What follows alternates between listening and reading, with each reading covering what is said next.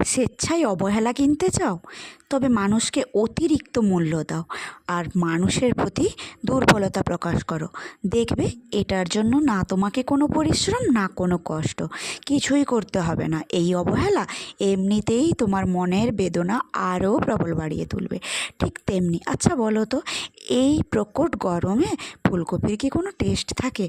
কিন্তু দেখো, আমরা তাকে অনেকটা বেশি দাম দিয়ে বাড়ি বয়ে নিয়ে এসেছি, আর সেটা দিয়ে কিনা ঝোল মাছ দিয়ে ভাবা যায় এ গরমে ঝোলের কথা?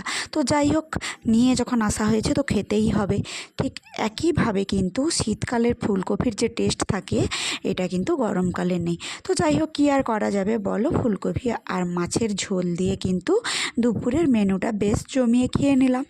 আর খেতে যাই হোক না কেন, গরমে ঝোল ঝোল ভাত অত সুবিধা না লাগলেও কিন্তু খুব একটা খারাপ ছিল না। তবে আমরা গরমের ফুলকপি তো একটু অ্যাভয়েড